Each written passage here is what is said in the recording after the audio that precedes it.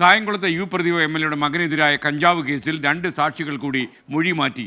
കഞ്ചാവ് ഉപയോഗം കണ്ടില്ല എന്നാണ് തകഴിയിലെ സ്വദേശി 2 സാക്ഷികൾ മൊഴി മാറ്റി പറഞ്ഞത്.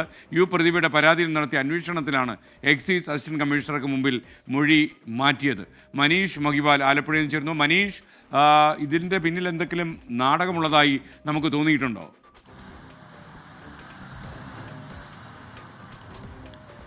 ഇത് സംബന്ധിച്ചുള്ള ക്രൈം ആൻഡ് ഒക്കറൻസ് റിപ്പോർട്ട് ഇടുന്ന സമയത്ത് പോലും വലിയ രാഷ്ട്രീയ സമ്മർദ്ദം ഉദ്യോഗസ്ഥന് മേൽ ഉണ്ടായി എന്ന ആരോപണം ഉയർന്നിരുന്നു. എന്താണെങ്കിലും ഇപ്പോൾ പ്രദീപ തൻ്റെ മകനെതിരായ കേസിനെതിരെ മുഖ്യമന്ത്രിക്കും വകുപ്പ് മന്ത്രിക്കും നൽകിയ പരാതിയിലാണ് Alappuzha excise assistant commissioner Ashok Kumar അന്വേഷണം ആരംഭിച്ചതും കഴിഞ്ഞ ദിവസം അന്വേഷണം പൂർത്തിയാക്കി അതിൻ്റെ റിപ്പോർട്ട് കൂടി എക്സൈസ് കമ്മീഷണർക്ക് കൈമാറിയിരുന്നു. ആ റിപ്പോർട്ടിലെ പ്രധാന ഭാഗം അതായത് ഈ സാക്ഷികളില്ല, ഇവർ കഞ്ചാവ് ഉപയോഗിച്ചതായി കണ്ടതായി അല്ലെങ്കിൽ അതിനായി എന്തെങ്കിലും ഒരു തെളിവില്ല എന്നതാണ് ഏറ്റവും പ്രധാനപ്പെട്ട കാര്യം. ഇവിടെ എക്സൈസ് ഒരു crime and occurrence report file ചെയ്യുകയും അതിനകത്ത് സാക്ഷികൾ ഉണ്ടായ സാഹചര്യത്തിൽ കൂടിയാണ് അങ്ങനെ ഇതിന് തെളിവില്ലെന്ന ഒരു റിപ്പോർട്ട് പുറത്തുവിടുന്നത്. അങ്ങനെ ഇത് സംബന്ധിച്ചുള്ള കാര്യങ്ങളാണ് ഇപ്പോൾ പുറത്തു വരുന്നത്. പ്രധാനപ്പെട്ട 2 സാക്ഷികളാണുള്ളത്. തകഴി സ്വദേശിയായിട്ടുള്ള 38 വയസ്സുകാരൻ അജിത്തും 62 വയസ്സുകാരൻ കുഞ്ഞുമോനുമാണ് ഈ കേസിലെ സാക്ഷികൾ. അതായത് ഇവിടെ നിന്നും എക്സൈസ് സംഘം ഇവരിൽ നിന്നും കഞ്ചാവ് പിടിച്ചെടുത്തു എന്ന് പ്രാദേശികമായി അവിടെയുള്ള 2 പേരിൽ നിന്നാണ് സാക്ഷി മൊഴിയായി രേഖപ്പെടുത്തിക്കൊണ്ട് അവരുടെ ഒപ്പ് രേഖപ്പെടുത്തിക്കൊണ്ടാണ് ക്രൈം ആൻഡ് ഒക്കറൻസ് റിപ്പോർട്ട് തയ്യാറാക്കുക. ഒപ്പം തന്നെ ഇവർ 2 തരത്തിലുള്ള സാക്ഷികളാണ്. ഒന്ന് ഈ എക്സൈസ് സംഘം ഇവരെ പിടികൂടുന്നതായിട്ടുള്ള സാക്ഷികളും, മറ്റൊന്ന് ഇവർ കഞ്ചാവ് ഉപയോഗിക്കുന്നതായി കണ്ടു എന്നത് പറയുന്ന സാക്ഷികൾ കൂടി. അങ്ങനെ 2 തരത്തിൽ സാക്ഷികളാണ് ഇവർ. ഈ തരത്തിലുള്ള സാക്ഷികളാണ് അന്വേഷണ ഉദ്യോഗസ്ഥന്റെ മുൻപിൽ തങ്ങൾ കണ്ടിട്ടില്ല, അവിടെ വന്ന ഉദ്യോഗസ്ഥർ പറഞ്ഞതനുസരിച്ച് എന്താണെന്നറിയാത്തൊരു ഭാഗത്ത് ഒപ്പിട്ട് നൽകിയത് മാത്രമാണെന്നുള്ള മൊഴിയാണ് നിലവിൽ ഇവർ നൽകിയിട്ടുള്ളത്.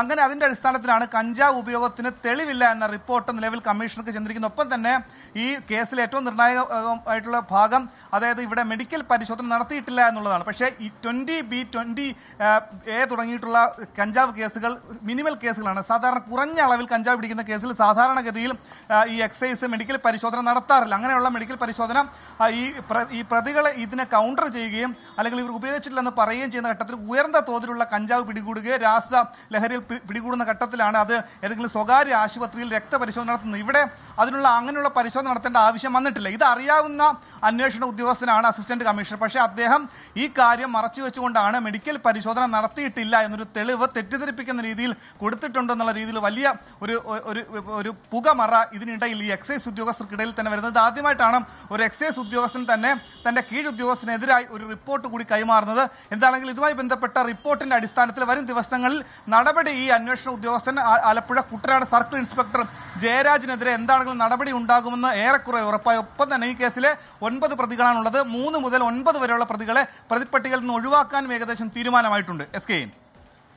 Okay, thank you Manish Mahiwal. ഈ കേസിലെ അന്വേഷണ ഉദ്യോഗസ്ഥൻ തന്നെ എന്നോട് ടെലിഫോണിൽ പറഞ്ഞത് അദ്ദേഹത്തിന് പിടിച്ചു നിൽക്കാൻ കഴിയാത്ത സമ്മർദ്ദം ഈ കേസിൽ ഉണ്ടാകുന്നു എന്നതാണ്. കാരണം ഉദ്യോഗസ്ഥന്മാരെ ബലിയാടാക്കി രക്ഷപ്പെടാൻ ആളുകൾ ശ്രമിക്കുകയാണോ എന്ന കാര്യം ആഭ്യന്തര വകുപ്പോടെ അന്വേഷിക്കണമെന്നാണ് എനിക്ക് പറയാനുള്ളത്.